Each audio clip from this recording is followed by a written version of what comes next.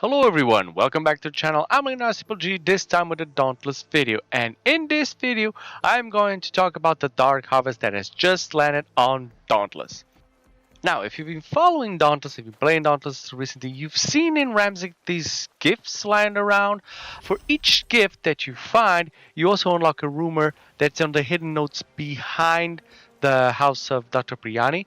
So I'll leave all the gifts and those rumors at the end of the video if you haven't got them yet. I posted a few of them when they first released, two of them, and now I got all of the location of all of them, so you can see them at the end of the video. Now, talking about Dark Harvest. First of all, Ramsgate looks absolutely amazing. I love when they have events and they change the entire aesthetic of the game. It's going to be perpetual night, and it's going to be lanterns all around, and the jack-o'-lanterns scattered around with little candles. I think that's great. I love when the game does this. Puts a little bit effort on it to the aesthetic of the game and to change the game a little bit for whenever there's something important happening. Now, some people that watched my previous video talking about the update were kind of let down why I was so, not enthusiastic about the new cosmetic and the changes, and they thought that, maybe I was being too harsh on them. So to those people that didn't like that video, I'm going to tell you right now, you're probably not going to like this one either. Because, despite everything and all the cosmetic and everything looking pretty in the game, I will talk about some things that, really bummed me out at the end, near the end of the video. Now, what does this update bring? First of all, the store is full of new stuff.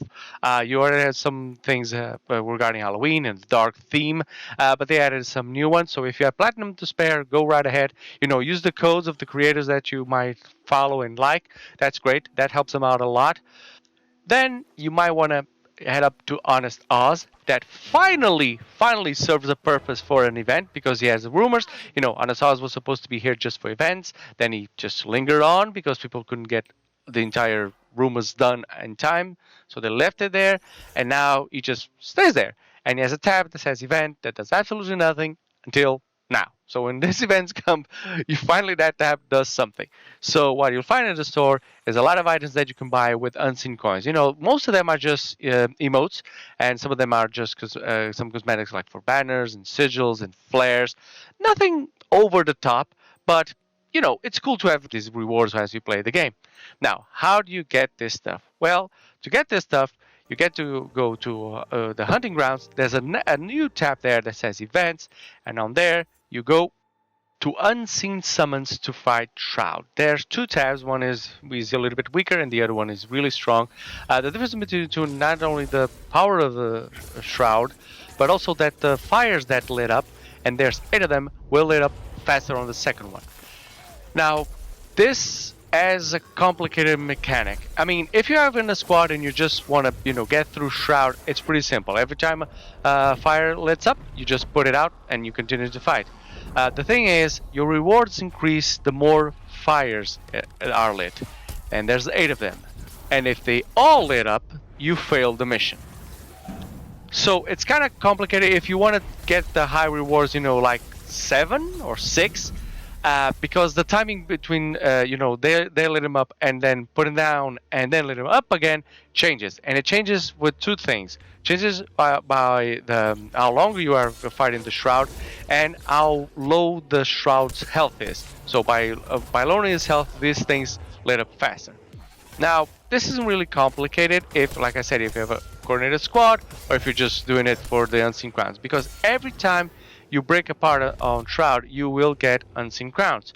Another thing that they added to this event was that now by each part that you break first, it will give you a rumor. For instance, if you break the head, I think you get the repeater skin. So I got 3 of them by breaking different parts.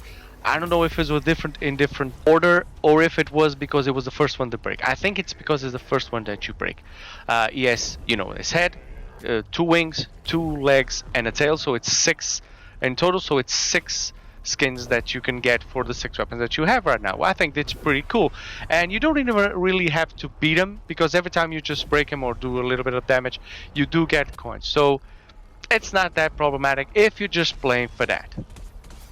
The problem is if you're going for the unseen crown.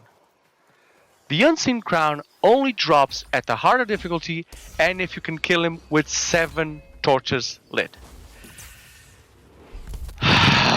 Now, this event already came up, I don't know, 2 years ago, and it was frustrating for a lot of players because the mechanic is just not polished enough. You know, there's no kind of handicap to help the player. No, there's no timer, there's no bar that fills up, there's nothing on the fires that starts small and then builds up to be a total fire. So it's very complicated to coordinate with a random squad, which is what most people have. This game also doesn't have a recruitment chat. You can go to a chat and say, okay, I'm going to fight the Shrowd on the event. Who wants to come? I'm trying for 7 torches. So every time you enter a squad, a random squad, you have to tell people I'm doing this, and you have to hope that they read it, because chat can be just disabled, and you have to see if they understand English, because if you play in a European server like I do, many people, not everybody's going to speak English. So you have already these things against you. Some people in PC say it's easy because they can open up a Discord or a Reddit and ask for people to join them. Fine, do it, great. But I tried to do it last time, and after that I was so frustrated how this event was designed and how this game was just squeezing me, that I just stopped playing for a whole month. I just stopped playing Dauntless for a whole month because this wasn't a well-designed event. This wasn't a good event. I got the other rewards, but because there was that crown that I knew I could get. I had enough build for that, but I need to coordinate with other people, at least one other guy, to get it.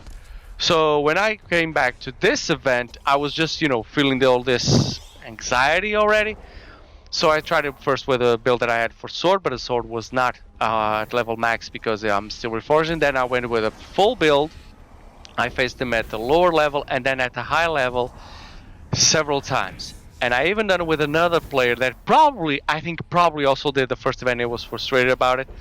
So we both went in it. We both had gold crowns. We both tried to control the torches. One controlled the torches and one doing the damage.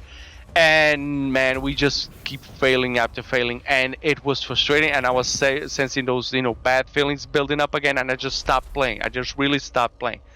I already have enough issues with this game without this being on top of everything, because this is a really, really heavy rock on top of all the things that I feel that the game is just grinding me to bits. So yeah, if you want to do the event, fine, have fun. I had fun the first time.